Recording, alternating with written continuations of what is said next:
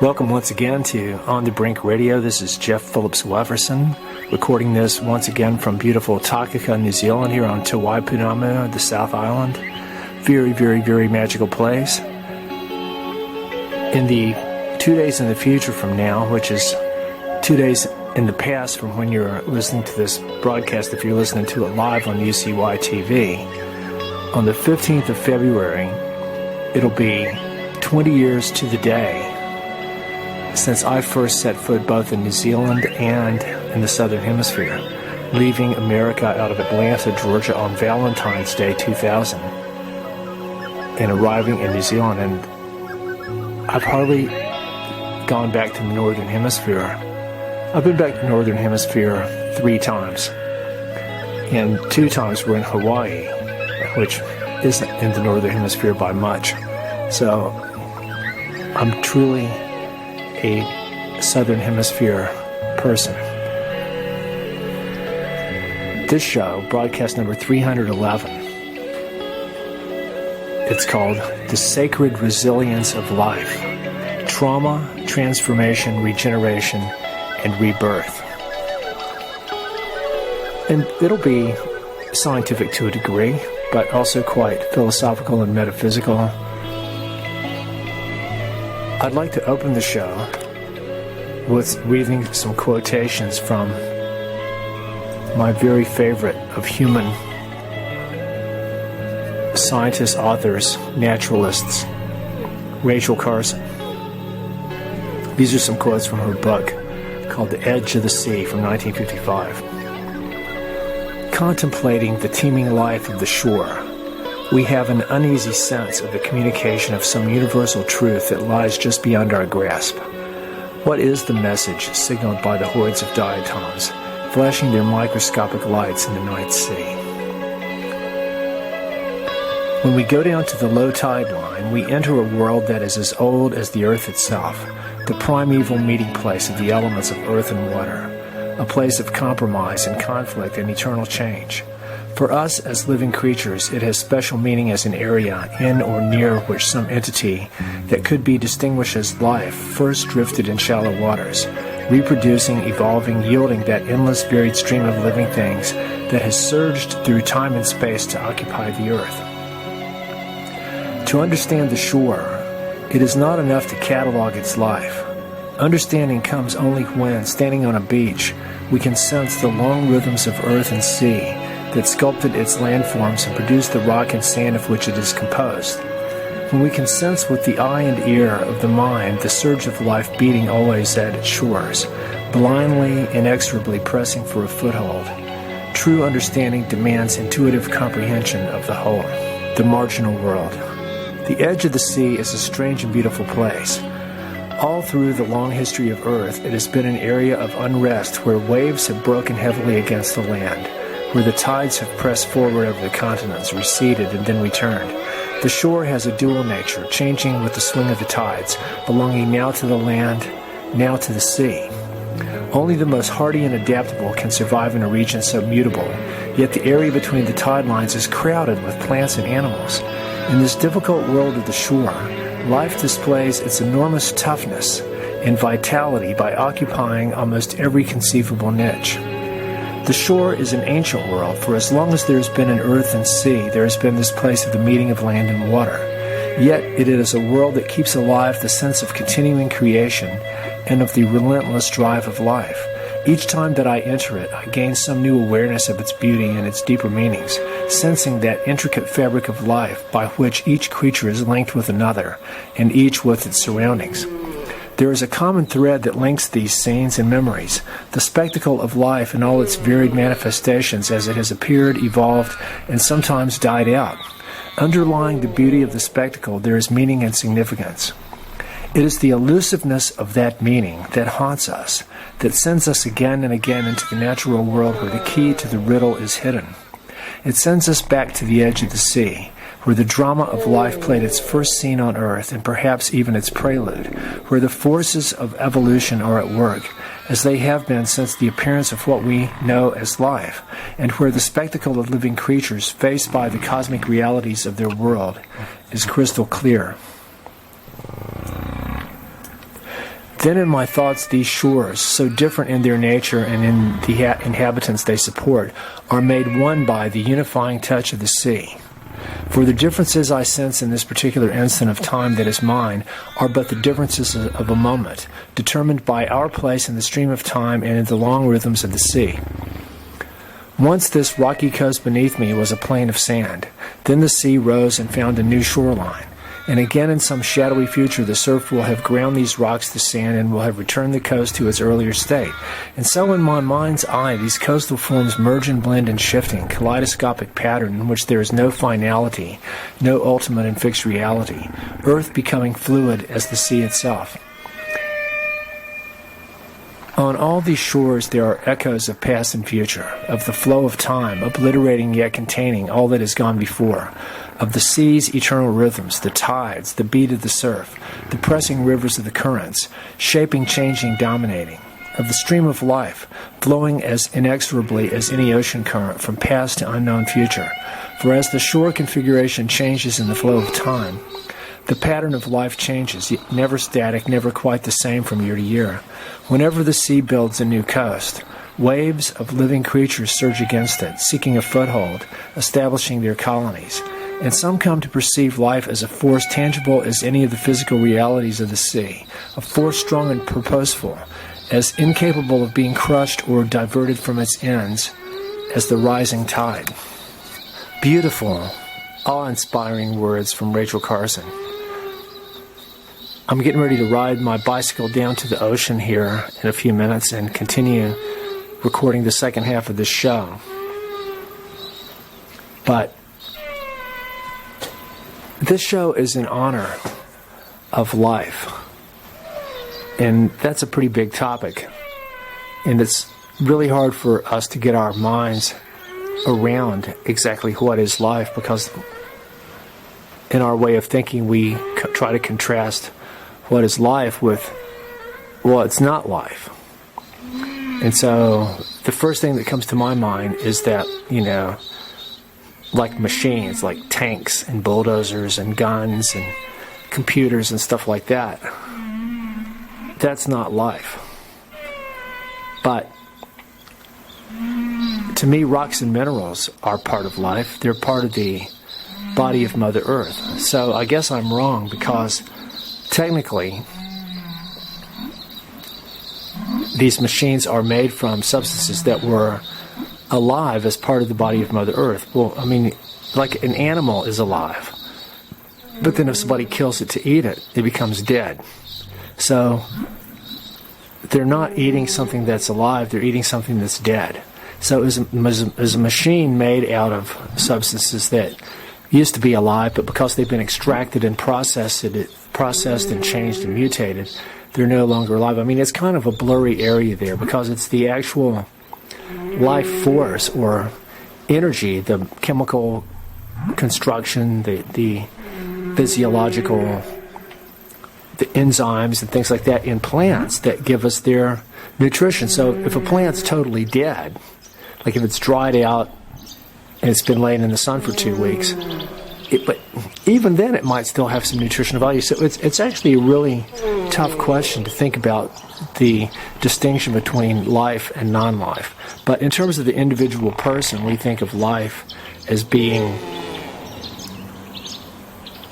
people that are up and around and walking around. They may not necessarily be awake, but they're alive. They're breathing and excreting and eating, maybe reproducing or thinking about it, and all these different basic processes that we define as life. And so we don't really think of a brick as being alive, but so it's really hard. But I'm basically talking about, without trying to go too much off the deep end philosophically here, I'm talking about water-based life. I'm talking about organisms that are based on primarily water and carbon and a few other primary elements, and assembled and constructed on the orders of the master blueprint molecule, DNA, deoxyribonucleic acid. And again, this is a model that scientists' minds have constructed, the double helix of DNA. It's kind of like an abstract thing, like it's kind of like the Big Bang. Although that was something we place in the indefinite past. DNA is supposedly, it's kind of like an atom. They can split the atom and manipulate them and collide them and all this stuff, and they can manipulate DNA and take out bits and pieces and put in that and mix DNA from one creature to another and do all kinds of engineering techniques on it. But again, it's the empirical model that we've derived that allows us to do this. It doesn't mean that we actually understand the nature of what it is and what we're doing. We know that if we do this, it'll create that. Or we believe that what we do might create certain effects, but we have no idea of other unknown, unsuspected, unwanted outcomes, synergistic things that happen. And this is for any endeavor, at any type of discipline of scientific work. But the main theme of this show is how hardy and tough life is. And I'll refer to her as she, Mother Earth, Mother Nature. They're all alive, but life herself is not really a particular being or artifact or organism. She's a force, a field, a process of living that isn't dependent on any particular species, any particular individuals.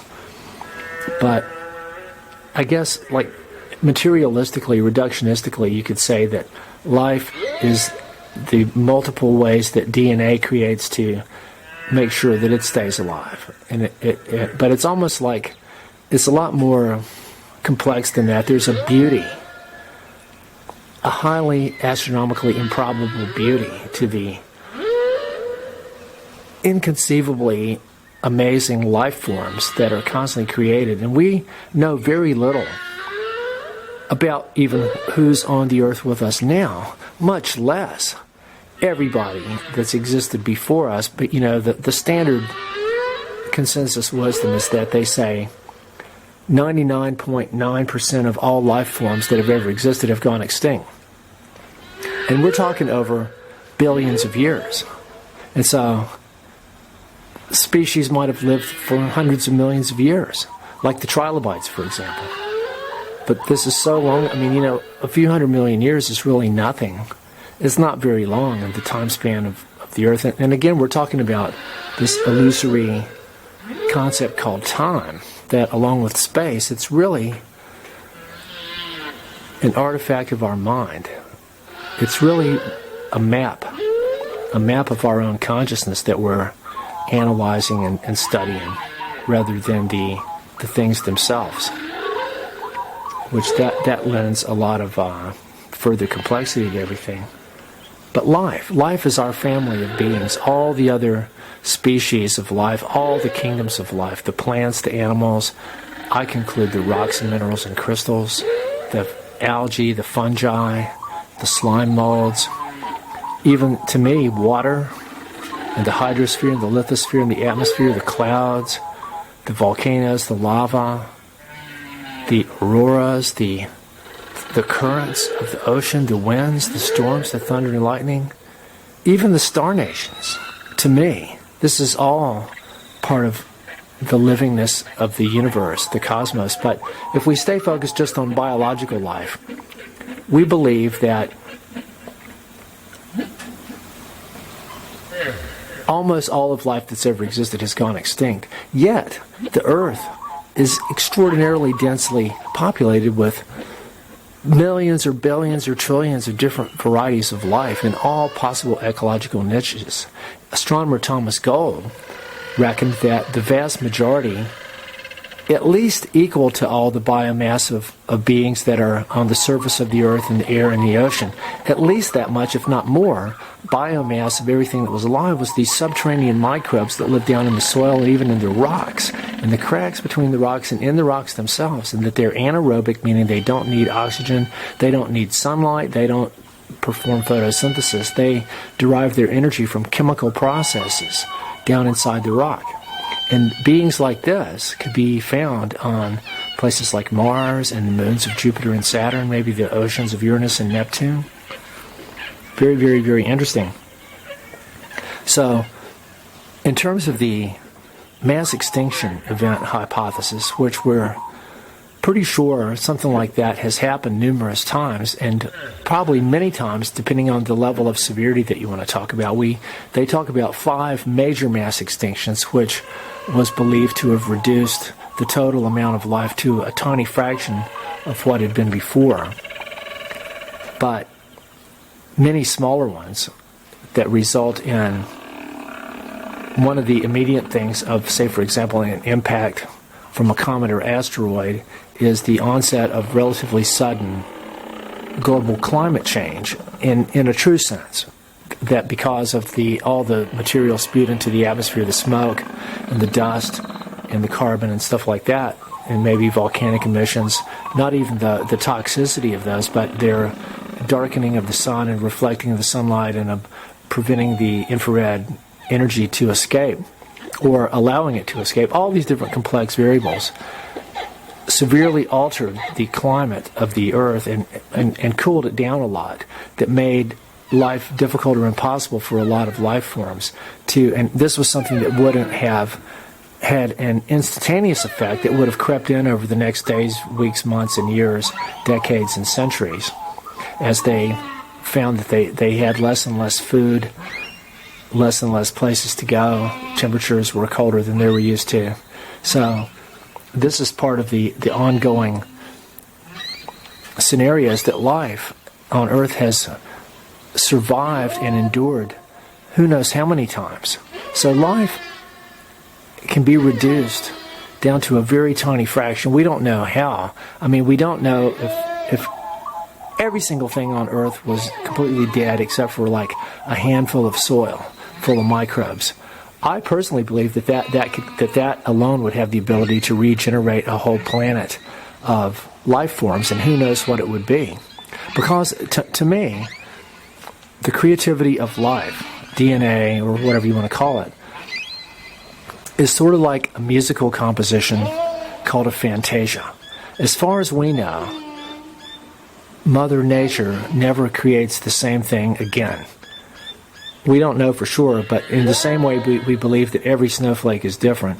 Every time new life forms are created, through however that happens, because it's quite unclear. Darwin could never really clarify where new species come from or even observed any that came into existence. But Immanuel Velikovsky, with his cataclysmic evolution hypothesis, seems to make a lot more sense, in the sense that life on Earth has been influenced through mutation induced by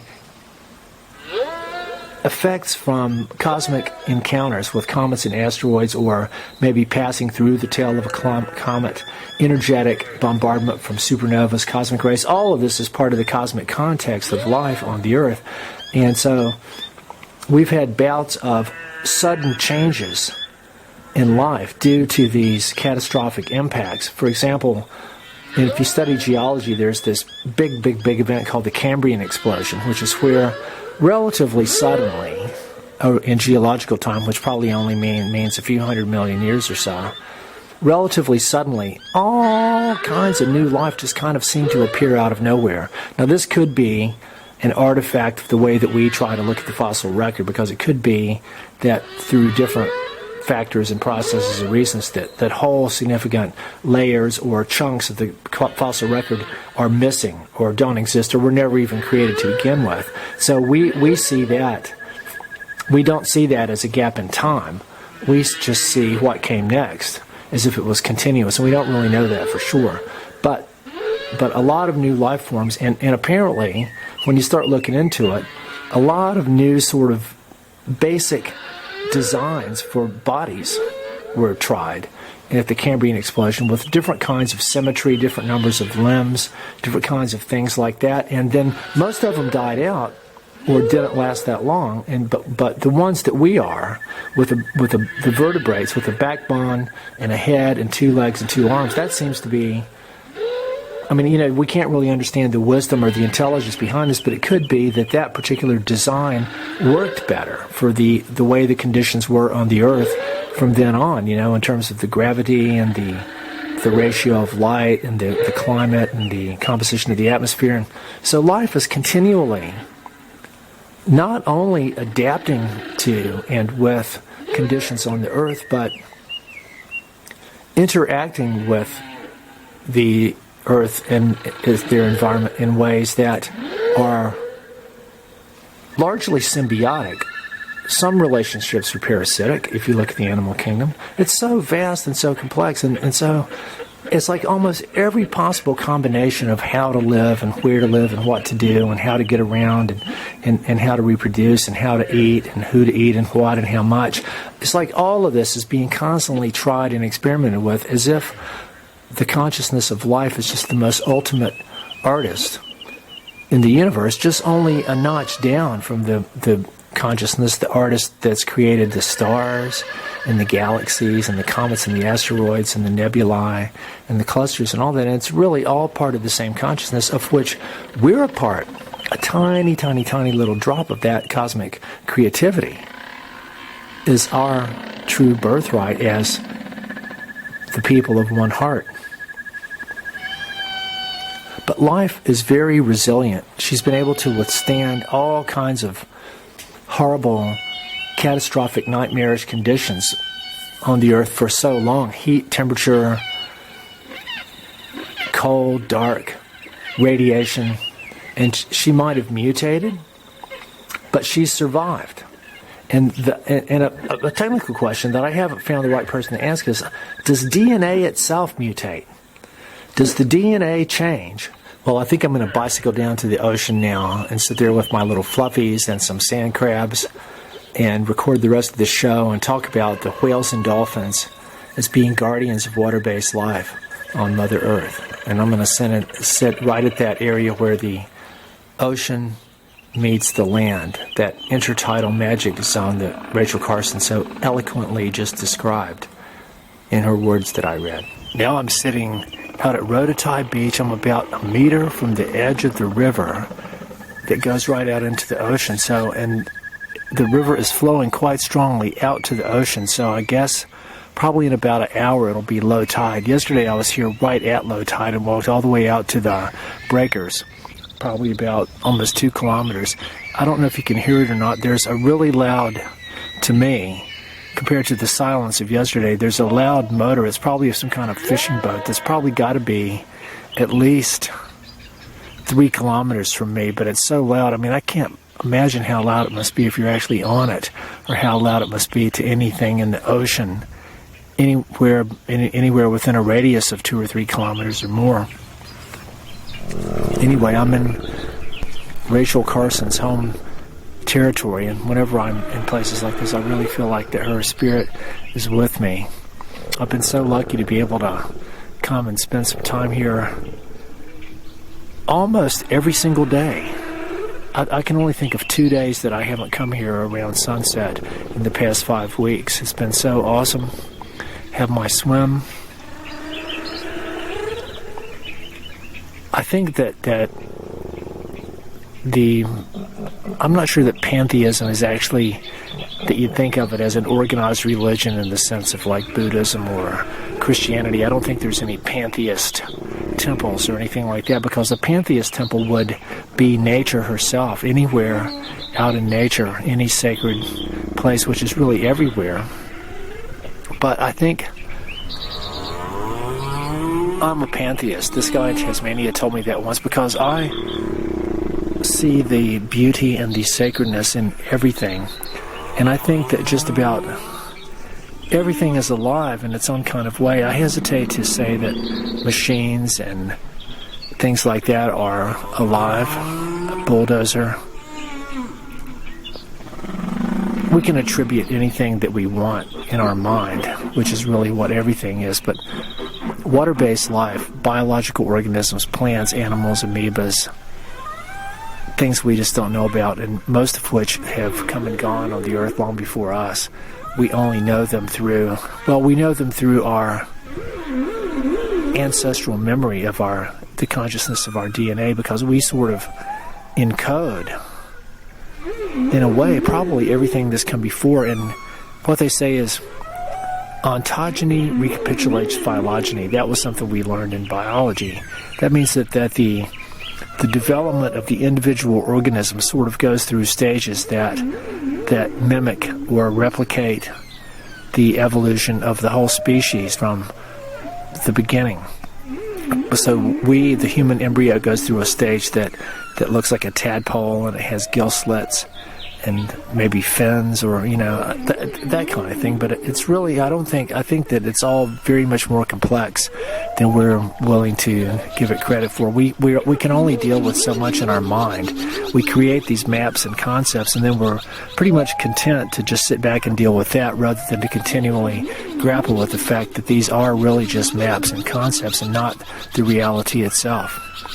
But it's very interesting thinking about, I spent a lot of time talking for this radio show and reaching a few people in a very high quality way to try to understand what it means to be here now as a human being. But the concept of on the brink has a lot to do with understanding the ephemerality of our existence, and also the sacredness of being here now, but also the desecration that our species has been so deeply committed to ever since the dawn of civilization, or civilizations, a theme I've talked about many, many times. But I love Mother Earth, and I really like the concept of Gaia, the Greek name for the earth. James Lovelock is the scientist who, I think that his book about the Gaia hypothesis was really cool, about how, for example, the atmosphere exists in a state of thermodynamic and chemical disequilibrium, which is not really what happens in a mechanical system. Only living systems can maintain a constant state of disequilibrium thermodynamically. And so the Earth's constantly adjusting and replenishing, and it's alive. Like when people try to study the atmosphere and predict the weather, climate models and all that stuff, it doesn't even take into account that the Earth is a living being with literally a mind of her own that's far beyond. I mean, we think, oh yeah, the Earth, it's a planet, it's a ball of rock and some water. But I really think that it's a field of consciousness that we are a part of, and we experience and sort of know it, but we've blinded ourselves to its reality.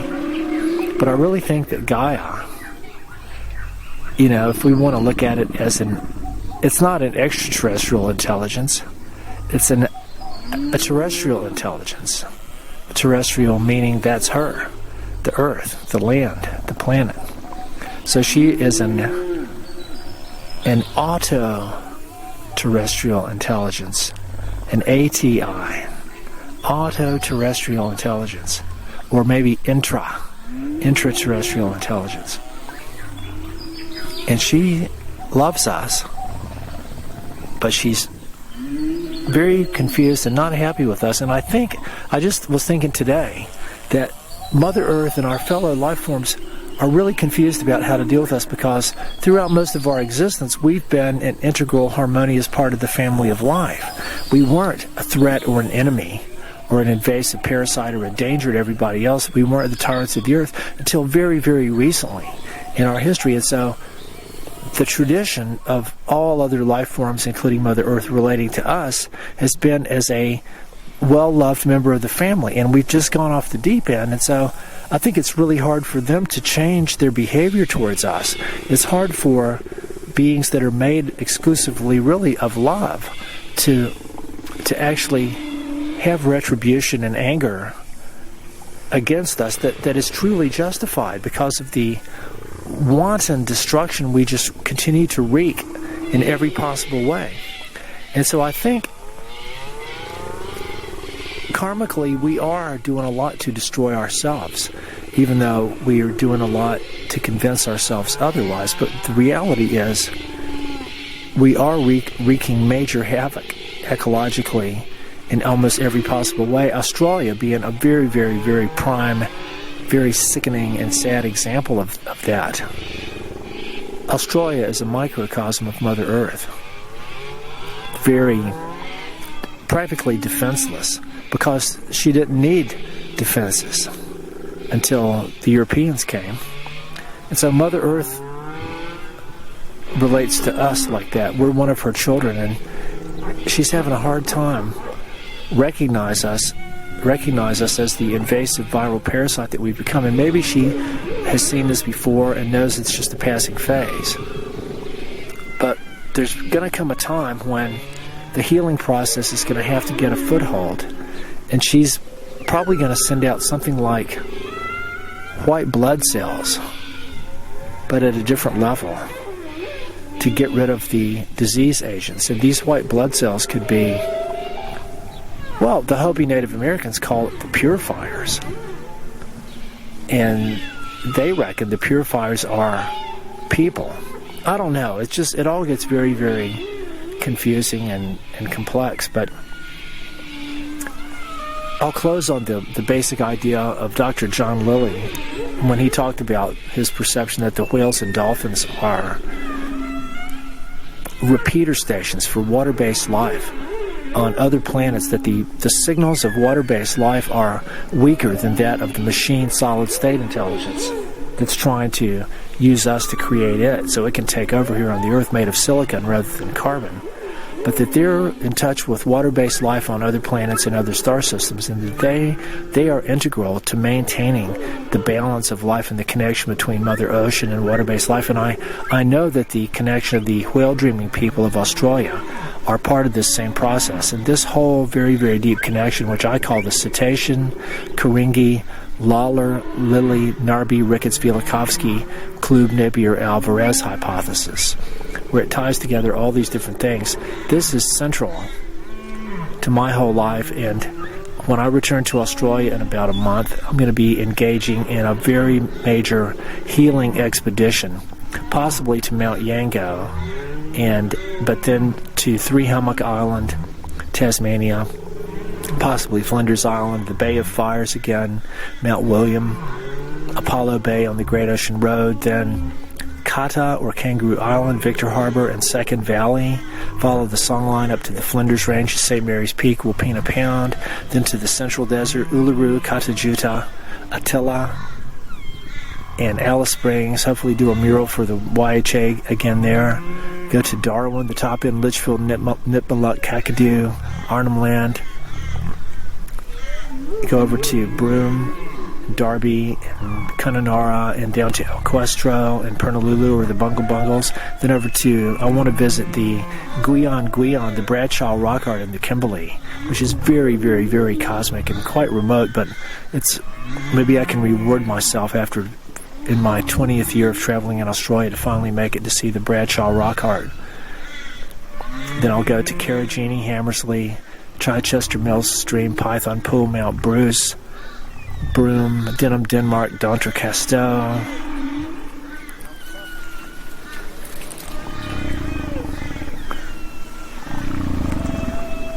Cape Range, Exmouth, Kennedy Ranges, Mount Augustus, Carnarvon, Fremantle, Margaret River, Perth, Valley of the Giants, back across. It's going to be a fantastic trip. There's a lot of ground to cover, so I might not go to... I might fly directly to Hobart this time. And panspermia is another interesting idea. There's all kind of fish jumping out of the water here in front of me now. Panspermia is the idea that life came to Earth via asteroids or comets. It's a very, very, very interesting idea, and it ties in with Thomas Gould's idea of the subterranean microbes and the very dark idea of Dr. Frankensteel's idea of contaminating Mars with genetically modified organisms, which is just a heinous blasphemy flying in the face of Carl Sagan and anybody with any sense of responsibility and the sacredness of life. Anyway, life is self-organizing, homeostatic, cybernetic, capable of self-reproduction and healing and regeneration. And so I'd like to really focus and ask everybody to focus every possible ounce of consciousness and healing energy they can on the healing of Australia, of all my family of life, the koalas, the lyrebirds, the glossy black cockatoos, the forest owls, the boo-books, the powerful owls, all these little marsupials like the anticlinus, and oh my God, and all the landscapes, and it's just horrific, and the extreme, really weird weather stuff, all these anomalous fires followed by now anomalous floods, first burning everything to a crisp and now washing it away. The most corrupt government Australia's ever had by light years. Anyway, I'm going to be gathering as much spiritual energy as I can and honoring Te Waipunamu, the beautiful South Island of New Zealand. I'm going to visit Grandmother Maritini at Castle Hill and be here about another month before I probably fly to Hobart. Anyway, this is Jeff Phillips Wefferson signing off for On the Brink Radio. Keep it in the road. Live simply so that others may live. And remember, the only thing that's faster than light is simultaneity. Good day.